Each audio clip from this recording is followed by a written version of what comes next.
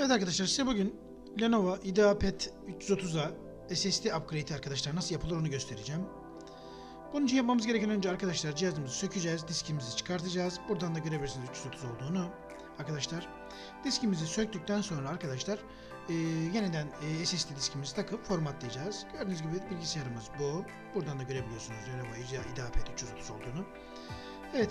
Şimdi yapmamız gereken arkadaşlar cihazın vidalarını sökmek. Tabi burada dikkat etmemiz gereken şu arkadaşlar, vidaları muhakkak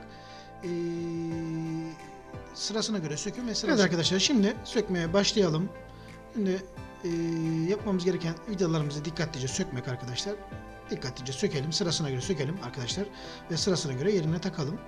Biliyorsunuz bu pandemiden ötürü Lenovo çok ciddi bir şekilde piyasada bilgisayar sattı ve kaliteli de ürünleri, bazı ürünleri çok kaliteli.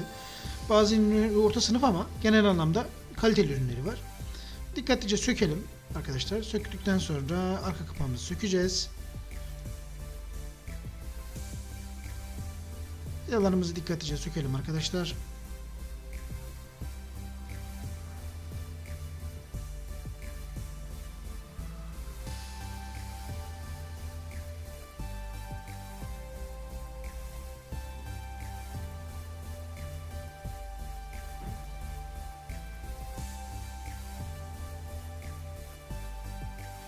Burada da arkadaşlar bu vidada CD-ROM vidası arkadaşlar, buna dikkat edelim. O CD-ROM vidası, bunu söktükten sonra arkadaşlar CD-ROM rahat bir şekilde çıkartabilirsiniz. Arkadaşlar gördüğünüz gibi vidalarımızı söktük.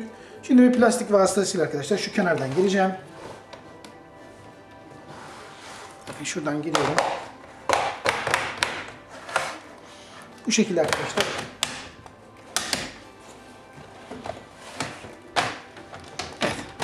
Gördüğünüz gibi böyle bu şekilde bir plastik parça arkadaşlar kenardan geçtiğiniz zaman çıkıyor.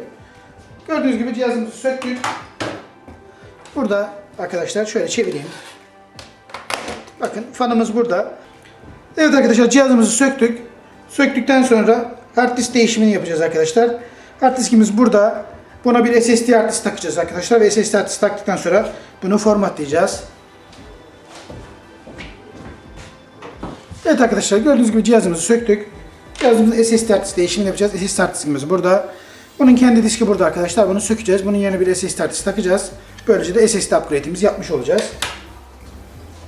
Bunun için yapmamız gereken şey şu arkadaşlar. Şurada bir vidamız var. Bunu söküyorum. Bunu söktükten sonra arkadaşlar gördüğünüz gibi disk yerinden çıkıyor. Bunu biraz geri iteceğim arkadaşlar. Bu tarafa doğru. Bu tarafa doğru iteceğim arkadaşlar. Ondan sonra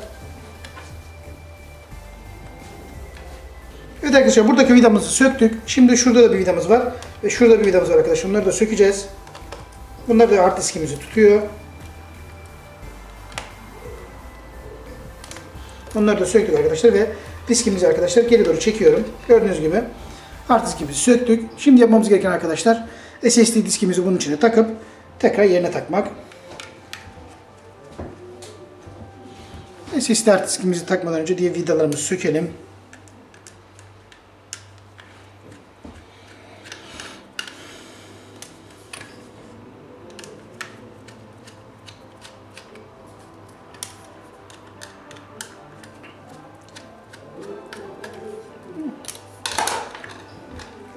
Evet arkadaşlar, gördüğünüz gibi SSD hard diskimizi takacağız. Normal diskimizi söktük. SSD hard diskimizi takıyorum arkadaşlar. Tekrar vidalarımızı vuruyorum.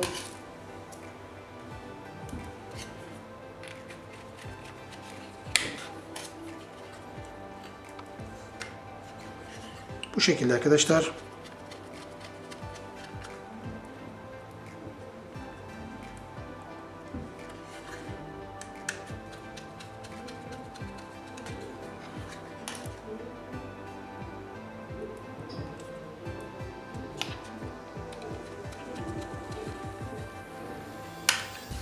Evet arkadaşlar, gördüğünüz gibi SSD hard diskimizi taktık. Şimdi yapmamız gereken şey, şurada dikkat edin. Pili hafif yukarı kaldırarak arkadaşlar tekrar SSD hard diskimizi yerinize takıyoruz.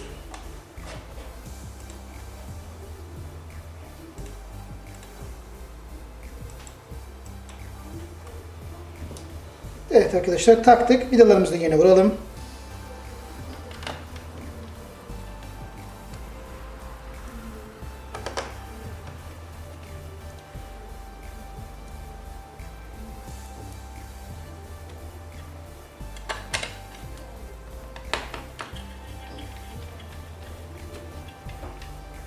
Evet arkadaşlar, SSD upgrade'imiz bu kadar. Bundan sonra arkadaşlar cihazın kapağını takıp cihazımızı toplayacağız arkadaşlar. Evet arkadaşlar, cihazımızı kapatıyoruz ve vidalarımızı vuracağız. Arkadaşlar kapağımızı oturttuk.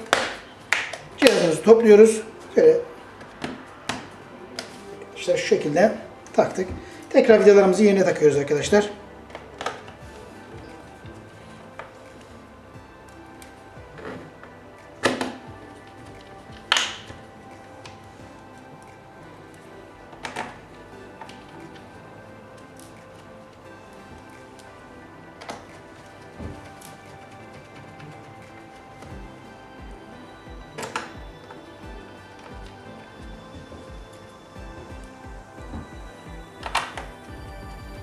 Evet, vidalarımızı arkadaşlar dikkatlice yerine takıyoruz.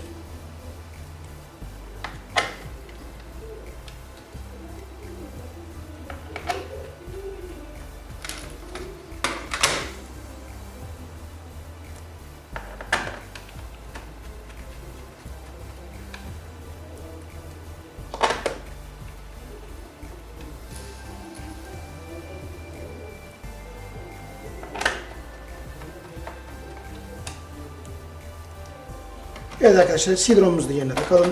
Biz de yerine takalım. Taktık. Onun da vidasını vuralım arkadaşlar. Bir vidamız kaldı. Onu da buraya takıyoruz. Evet arkadaşlar, gördüğünüz gibi şarj kablomuzu taktık. USB flash diskimizi taktık. Formatlama için kullanacağımız flash diskimizi taktık. Şimdi yapmamız gereken arkadaşlar şey şu.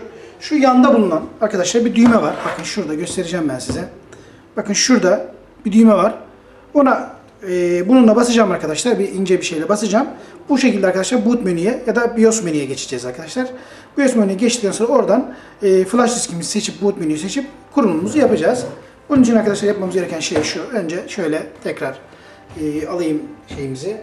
Şöyle yapmamız gereken şey şu. Bakın buradan şöyle göstereyim ben size. Bakın buradan bastım.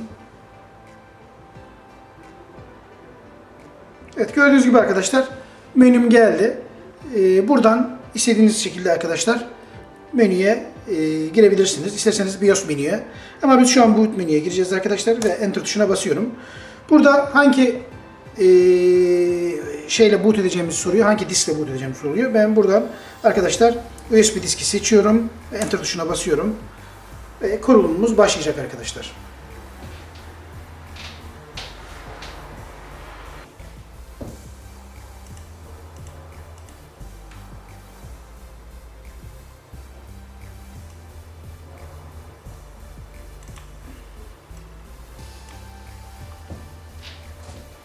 Evet, gördüğünüz gibi menümüz geldi arkadaşlar. Buradan şöyle yapalım. İleri diyelim. Şimdi yükleyi seçelim arkadaşlar. Bu arada mouse kablomuzu da takalım.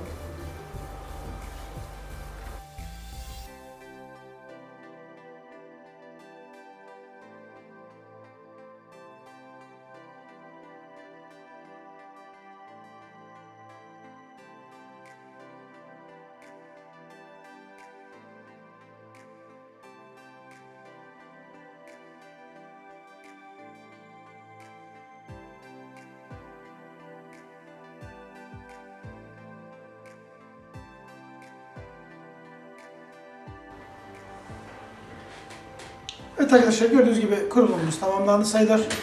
Şimdi bir ufak işleri var, onları da bitirsin. Ondan sonra işlemimiz tamamdır arkadaşlar. Böylece SSD upgrade'imiz bitmiş olacak arkadaşlar.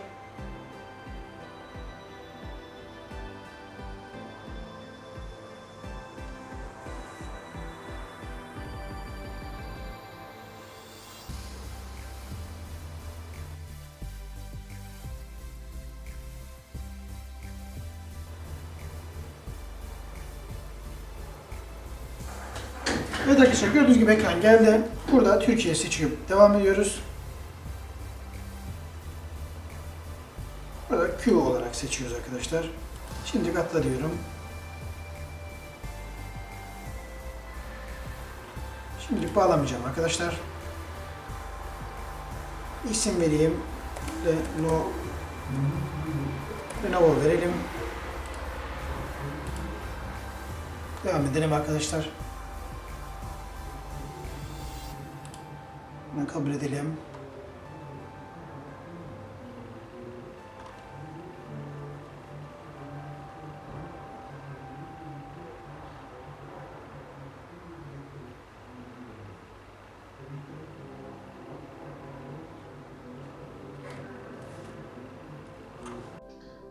Evet arkadaşlar, gördüğünüz gibi işlemimiz bitti. Basit bir işlem, hepinizin kolaylıkla yerine getireceğini düşünüyorum arkadaşlar. Hepinize kolay gelsin, iyi günler diliyorum arkadaşlar.